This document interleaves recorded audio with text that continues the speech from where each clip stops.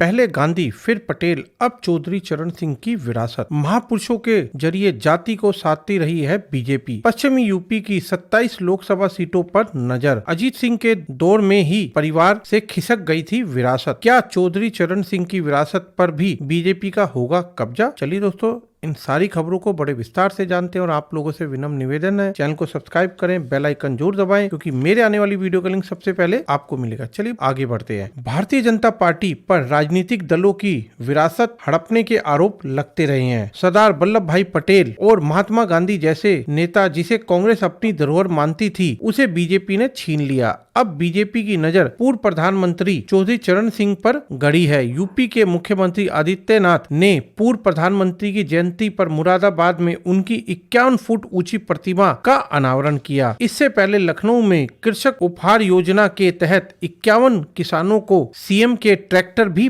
बांटे। यह पहला मौका नहीं है कि 2024 के बाद से बीजेपी विभिन्न मौकों पर कभी चौधरी चरण सिंह को याद करने से नहीं चूकी। सरकार पहले ही चौधरी चरण सिंह की जयंती को किसान दिवस घोषित कर छुट्टी कर चुकी है। किसान नेता के प्रति प्रेम का नतीजा रहा कि महीनों चले किसान आंदोलन के बाद भी 2022 में बीजेपी ने यूपी विधानसभा में अपना परचम लहराया। बीजेपी ने पश्चिमी यूपी में 136 सीटों में से 94 सीटों पर कब्जा किया था। चौधरी चरण सिंह किसान नेता के तौर पर जाने जाते रहे हैं। पश्चिमी यूपी समेत देश की जाट बिरादरी के लिए वह आज भी शीर्ष महापुरुषों में सबसे ऊपर है। यूपी के अलावा हरियाणा, दिल्ली, राजस्थान में भी चौधरी चरण सिंह के नाम की धमक आज भी सुनाई जा सकती है। चौधरी चरण सिंह के वारिस के तौर पर उनके बेटे अजीत सिंह ने भी राजनीति में लंबी पारी खेली, मगर विरासत संभाल नहीं सके। वह जनता दल और कांग्रेस की सरकारों में केंद्रीय मंत्री भी रहे। अब अजीत सिंह के बेटे जयंत सिंह राष्ट्रीय लोकदल पार्टी यानी कि आरएलडी के जरिए राजनीति कर रहे हैं। 2014 के चुनाव से पहले तक आरएलडी कभी एनडीए तो कभी यूपीए के साथ मिलकर पश्चिमी यूपी में 3 से 5 सीटों के बीच लोकसभा सीटें जीतता रहा है। बागपत से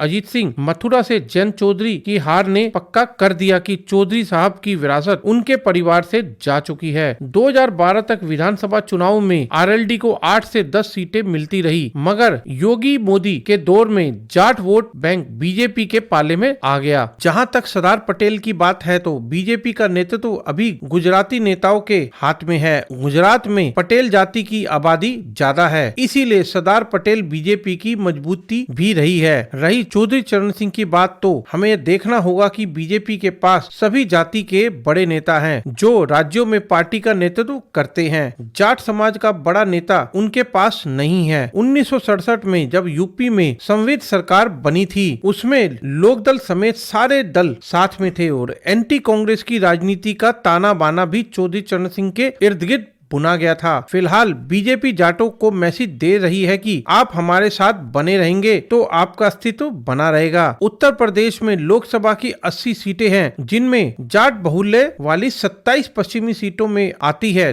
देश में जाटों की आबादी 6% और यूपी में 3% मानी जाती है। बीजेपी की नजर हरियाणा की 10 और यूपी की 80 लोकसभा सीटों पर टिकी हुई है। चौधरी चरण सिंह का नाम 2024 लोकसभा चुनाव सीट में 37 सीटों पर फायदा दे सकता है और पिछले लोकसभा चुनाव में बीजेपी ने पश्चिमी यूपी की 19 और हरियाणा की 10 सीटों पर जीत हासिल की थी। जाट बहुल्य वाली 22 सीटों में से 16 पर बीजेपी को जीत मिली थी। इस इलाके में सपा बीएसपी गठबंधन को 8 सीटें मिली थी। बीजेपी फिलहाल अगले चुनाव के लिए यूपी में 75+ सीट जीतने का अपना प्लानिंग कर रही है। इसके लिए जरूरी है कि वेस्टर्न यूपी में 2014 का प्रदर्शन दोहराया जाए, जिसमें बीजेपी ने पश्चिमी यूपी में सभी सीटें जीत ली थी। भारतीय जनता पार्टी न सिर्फ यूपी में बल्कि देश के अन्य राज्यों में भी जाति से जुड़े नायकों को अपने साथ जोड़ती रही है। कर्नाटक विधानसभा में चुनाव से पहले बेंगलुरु के केम्पेगौड़ा एयरपोर्ट के बाहर नाथ प्रभु केम्पेगौड़ा की